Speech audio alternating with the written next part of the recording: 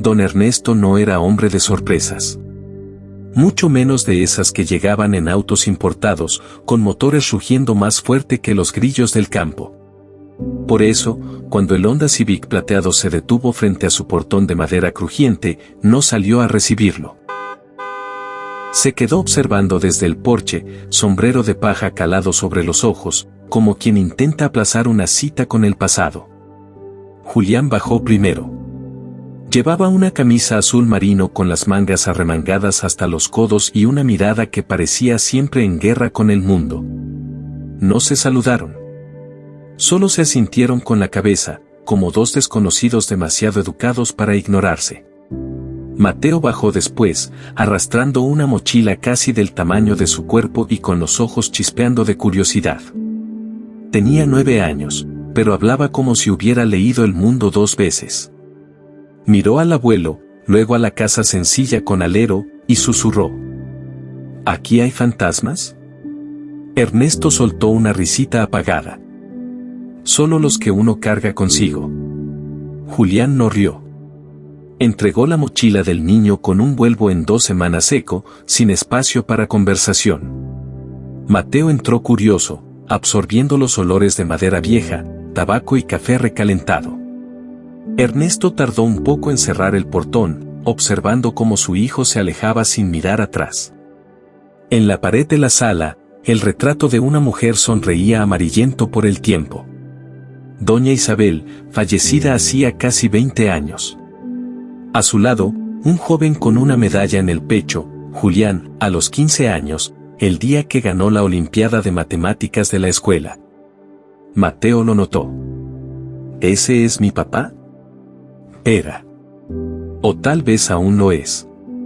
Depende del día. Mateo frunció el ceño. ¿Cómo es eso? Ernesto respondió con el silencio de los viejos que saben demasiado para explicar en pocas palabras.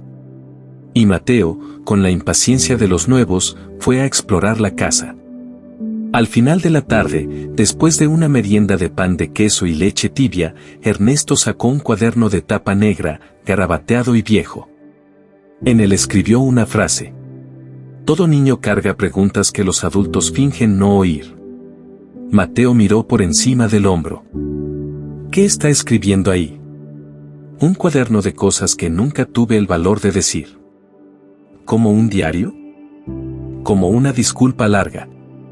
Mateo no entendió, pero sonrió. Fue la primera sonrisa sincera entre los dos. Y así, con un niño curioso, un viejo arrepentido y una casa llena de silencios, comenzaba lo que ninguno de los dos sabía aún que sería un intento de nuevo comienzo.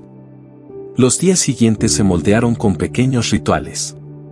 Ernesto se levantaba temprano, hacía café fuerte y leía el periódico en el porche. Mateo dormía hasta más tarde, pero siempre despertaba con el olor del café y el silbido de la tetera. La convivencia entre ellos era un ensayo constante. Mateo preguntaba demasiado. Ernesto respondía con medias palabras o silencios completos. No por desdén, sino por falta de costumbre. ¿Por qué guarda tantas cosas viejas? Porque lo nuevo todavía no me ha enseñado nada. ¿Y esos montones de libros? Compañías que no discuten con uno. Mateo encontraba gracioso ese modo de responder con poesía. Pero quería respuestas directas. Especialmente sobre su padre. ¿Mi papá era peleador de niño? Ernesto vaciló. Era demasiado sensible. Y a veces, eso se convierte en armadura. Mateo no entendió, pero anotó en un papel para preguntárselo a la maestra después. Durante una limpieza en el altillo, Mateo encontró una caja cerrada con llave. Estaba bajo una sábana gruesa, entre libros enmohecidos y un tocadiscos roto. ¿Qué hay aquí? Memorias que quise esconderme a mí mismo. ¿Puedo abrirla? Mejor no. Algunas cosas muerden. Mateo no insistió. Pero la caja se convirtió en un secreto entre ambos. Ernesto escribía frases cortas en el cuaderno, como quien intenta explicarle al papel lo que falló en decir en voz alta. Lo que guardamos por miedo, Los pequeños lo descubren con valentía. Un domingo soleado, Ernesto decidió enseñarle a Mateo a hacer una cometa de papel. ¿Con tanta tecnología y nunca volaste una? Nunca. Mi papá nunca tuvo tiempo. Se sentaron en el porche con hojas de colores, pegamento y varillas. Mateo reía cuando se equivocaba y Ernesto se sorprendía con una ligereza que creía olvidada. Cuando la cometa finalmente voló, Mateo gritó: «Mira. No tiene miedo de caer». Ernesto respondió: «Porque hay quien sostiene el hilo». Más tarde, Mateo volvió al altillo. Con ayuda de la vecina, encontró la llave de la caja. Dentro, había cartas. Muchas. Todas escritas por Julián entre los 12 y los 17 años. Ninguna abierta. Mateo leyó una en voz baja. «Papá, gané el concurso de ciencias. Me hubiese gustado que lo vieras. Estudié con la lámpara de queroseno que dejaste aquí. Mamá dice que estás orgulloso, pero yo quería escucharlo de tu boca». «¿Por qué nunca las respondió?» Ernesto miró al vacío. «Porque tenía miedo. Miedo de no saber querer bien. Y el miedo, hijo, a veces se vuelve silencio». Los días se volvieron más densos. Mateo andaba callado. A veces, garabateaba cosas en un papel. Una noche, entregó un dibujo al abuelo, un corazón roto pegado con cinta adhesiva. «Si me ayuda, lo podemos pegar juntos». Ernesto sostuvo el dibujo como si fuera de cristal. Y lloró por primera vez frente a su nieto.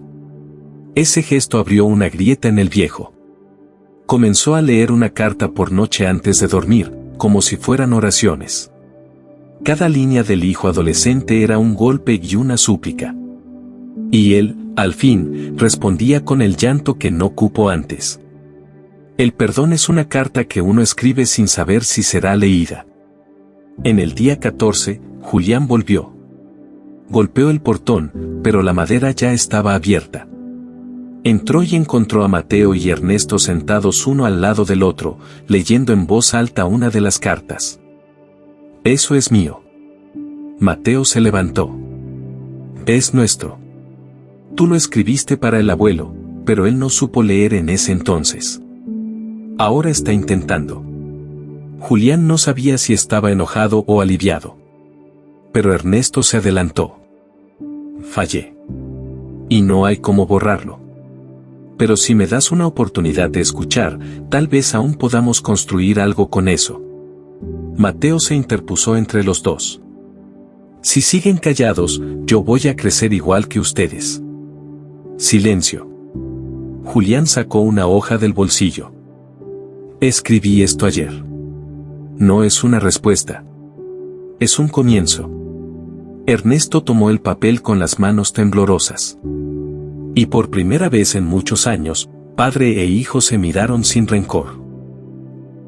2 semanas después, Ernesto entró en la escuela donde había enseñado por 30 años. La biblioteca olía a madera y tiza. Fue invitado a leer la redacción de su nieto ante la clase. Las palabras que salvan. Leyó con voz firme y emocionada. «Mi abuelo me enseñó que las palabras atrasadas aún tienen valor. Que podemos equivocarnos, pero nunca es tarde para intentar decir, te quiero, punto». La clase aplaudió. Y Ernesto escribió en la última página del cuaderno negro: «Algunos silencios duran años. Pero una palabra justa puede cambiarlo todo en segundos». Mateo sonrió. Julián lo esperaba en la puerta. No dijeron nada. Pero por primera vez, estaban todos en el mismo lugar, escuchando.